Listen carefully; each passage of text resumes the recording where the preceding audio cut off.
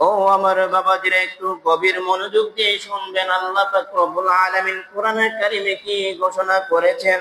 আল্লাহ পাক রব্বুল আলামিন সূরা শুআরার ভিতরে আল্লাহ সুবহানাহু ওয়া তাআলা 51 নম্বর আয়াতে ঘোষণা করেছেন। আল্লাহ ডাক দিয়ে বলতেছে, বিসমিল্লাহির রহমানির রহিম।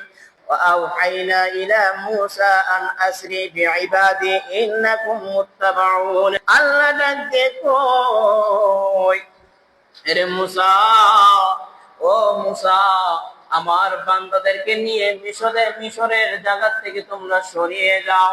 আমার বান্দাদেরকে নিয়ে শেষ রাতে তোমরা মিশর ত্যাগ করে ফেলো, তোমাদের জন্মস্থান ত্যাগ করে ফেলো।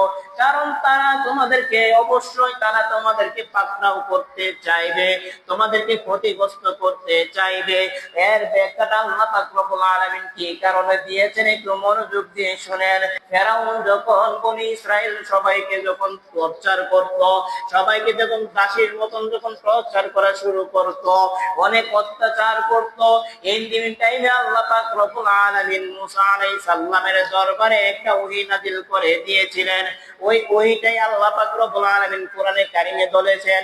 এইভাবে বলেছেন রে বাজান, আল্লাহ পাক রব্বুল আলামিন আল-শুআরার ভিতরে ঘোষণা করে দিয়েছেন, বিসমিল্লাহির রহমানির রহিম।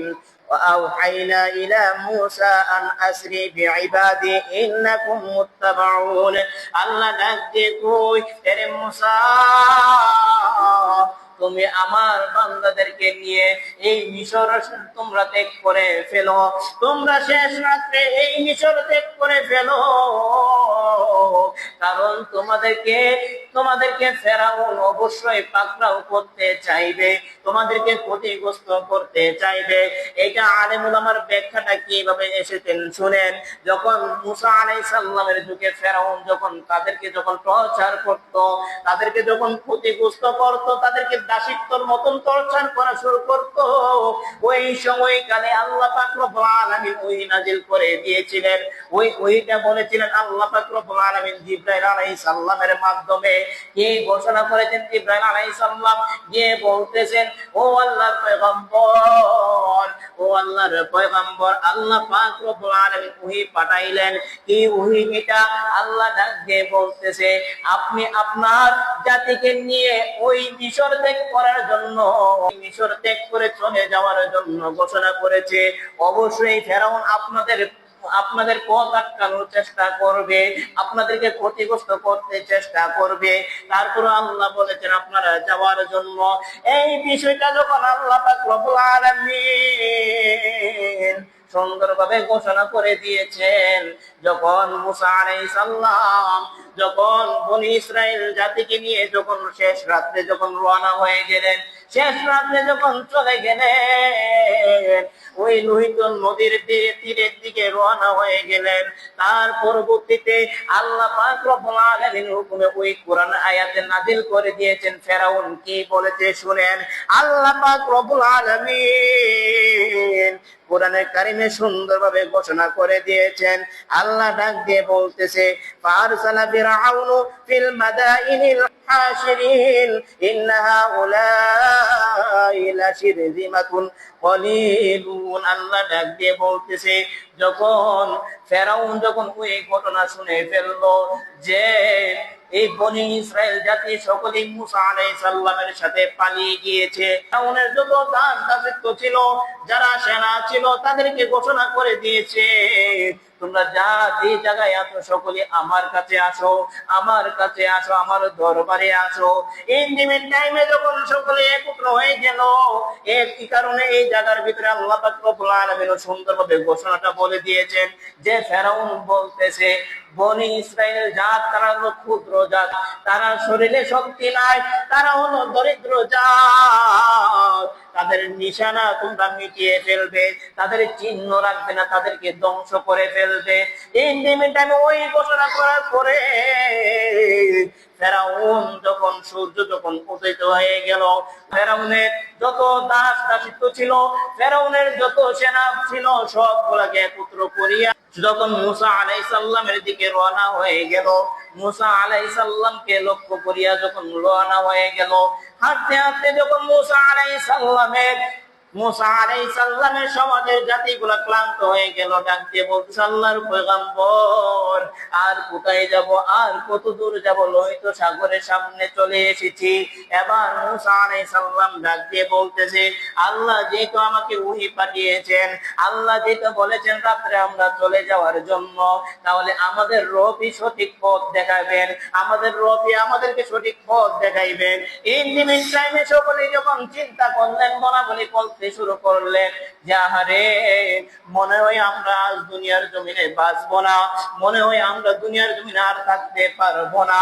ওই কথা যখন নিজে নিজে যখন বলতেছে, ওই কমের ভিতরে 12টা ফারকা ছিল, 12টা দলে একত্র হয়ে যখন মুসা আলাইহিস সালামের দরবারে গেল, মুসা আলাইহিস সালামকে বলতে শুরু করলো যে আল্লাহর পয়গম্বর, আমরা তো মিশর ত্যাগ করে লোহিত সাগরের সামনে চলে আসলাম, এখন আমরা কোথায় যাব, কি করব? ইন দি মিন টাইমে তারা লক্ষ্য করতে পারলেন যে চতুর্দিকে ঘেরাও করে ফেলেছে, চতুর্দিকে ফেরাউনের সেনারা ঘেরাও করে ফেলেছে। তারা যখন ডান দিকে যাবে ফেরাউনের লোকগুলা চলে আসবে, বাম দিকে যখন যাবে ফেরাউনের লোকগুলা চলে আসবে, পিছন দিকেও যাওয়া যায় না, পিছন দিক দিয়ে ফেরাউন আসতেছে, সামনেও লোহিত সাগর। ওই বিষয়টা দেখার পরে একটা ভয়ভীতি শুরু হয়ে গেল। এই জায়গার ভিতরে আল্লাহ পাক রব্বুল আলামিন আমাদেরকে জানার জন্য, আমাদেরকে বোঝানোর জন্য আল্লাহ ঘোষণা করে দিয়েছেন। কি ঘোষণা করেছেন রে বাজার? আল্লাহ ডাক দিয়ে বলতেছে, ফালাম্মা তারাল জামাআন ক্বালা আসহাবু মূসা ইন্না লামুদরাকুন। আল্লাহ পাক রব্বুল আলামিন ওই জায়গায় ঘোষণা করে দিয়েছেন যে যখন ওই জায়গার ভিতরে চতুর্দিক দিয়ে যখন ফেরাউনের দলগুলো চলে আসতেছে, ইন দি মিন টাইম আল্লাহ পাক রব্বুল আলামিন একটা ওহী নাযিল করে দিয়েছেন। কি ওহীটা? আল্লাহ পাক রব্বুল আলামিন ফেরেশতা জিবরাইল আলাইহিস সালামের মাধ্যমে যখন ওহী নাযিল করলেন, ফেরেশতা জিবরাইল আলাইহিস সালাম ডাক দিয়ে বলতেছে, আল্লাহর পয়গম্বর, ও আল্লাহর পয়গম্বর, আল্লাহ পাক রব্বুল আলামিন আপনার জন্য একটা ওহী পাঠিয়েছেন। কি ওহীটা? আল্লাহ বলেছেন আপনি এই লোহিত সাগরকে লক্ষ্য করিয়া আপনার লাঠি দিয়ে আঘাত করার জন্য, আপনার লাঠি দিয়ে আঘাত করার জন্য, তাহলে সঙ্গে সঙ্গে এই জায়গায় রাস্তা বের হয়ে যাবে। আল্লাহর কথা শোনার পরে মুসা আলাইহিস সালাম এই জায়গার ভিতরে আল্লাহ ঘোষণা করে দিয়েছেন, ক্বালা কাল্লা ইন্না মাইয়া রাব্বি সায়াহদিন। ওই জায়গার ভিতরে আল্লাহ পাক রব্বুল আলামিনের হুকুমে মুসা আলাইহিস সালাম যখন লাঠি দিয়ে আঘাত করা শুরু করলেন, সঙ্গে সঙ্গে ওই জায়গার ভিতরে নদীর দিক দিয়ে ফাটল ধরে গিয়েছে। ওই ফাটল ধরার পরে 12টা রাস্তা হয়ে গিয়েছে, 12টা রাস্তা হয়ে গিয়েছে, শুকনো রাস্তা হয়ে গিয়েছে। তখন মুসা আলাইহিস সালামের বনি ইসরাইলের কওমের লোকগুলা 12টা দল, 12টা ফারকা, তারা ওই লোহিত সাগর পার হওয়া শুরু করলেন। ইন দি মিন টাইমে যখন ফেরাউন যখন দেখতে পারলেন যে ওই বনি ইসরাইল সমাজের লোকগুলা যখন নদী পার হয়ে যাচ্ছে, রাস্তা হয়ে গিয়েছে, ওই পানিগুলা পাহাড়ের মতন উঁচু হয়ে গিয়েছে, ওই জায়গা দেখার পর যখন ফেরাউন যখন তাদেরকে লক্ষ্য করিয়া হাঁটতে হাঁটতে যখন সামনে গেলেন, আর ওই জায়গার ভিতরে যখন মুসা আলাইহিস সালামের জাতির লোকগুলা যখন আস্তে আস্তে যখন তীরে উঠে গেল, তারপরে ফেরাউন নিজের অহংকারকে বড়াই করে, নিজের অহংকারটাকে নিয়ে ওই নদীর ভিতরে নামলেন, ওই নদীর ভিতরে রাস্তা দিয়ে হেঁটে যাচ্ছেন। ইন দি মিন টাইমে আল্লাহ পাক রব্বুল আলামিন ডাক দিয়ে বলে, আরে ফেরাউন, দুনিয়ার জমিনে অনেক বড়াই করে ফেলেছো, নিজের অহংকারকে নিজে তুচ্ছ তাচ্ছিল্য করে ফেলেছো, তুমি তোমার সমাজের লোকগুলাকে অনেক টর্চার করে ফেলেছো, এখন তোমার শক্তি কোনো কাম হবে না, এখন তো বড়াই করতে পারবে না, এই শক্তি নিজেকে কোনো বড়াই করতে পারবে না। ওই বিষয়টা করার পরে আল্লাহ পাক রব্বুল আলামিনের হুকুমে এই জায়গায় কোরআনের আয়াত নাজিল হয়ে গিয়েছে। এই আয়াত নাজিল করেছে, আল্লাহ ডাক দিয়ে বলতেছে, وأزلفنا ثم الآخرين وأنجينا موسى ومن معه أجمعين। আল্লাহ ডাক দিয়ে বলতেছে, আমি আমার বান্দাদেরকে সহি সালামতে আমি পৌঁছিয়ে দিলাম, এবং ফেরাউন তার সেনাদেরকে নিয়ে যখন ওই নদীর ভিতরে পাড়ি দিলেন রাস্তা দিয়ে হেঁটে যাওয়ার জন্য, ইন দি মিন টাইমে আল্লাহ পাক রব্বুল আলামিন আবার নদীটাকে পরিপূর্ণ করে দিলেন। ওই জায়গার ভিতরে ফেরাউনের প্রত্যেকটা সেনা না, ওই জায়গায় পানি হাবুডুবু খেয়ে মারা গেলেন।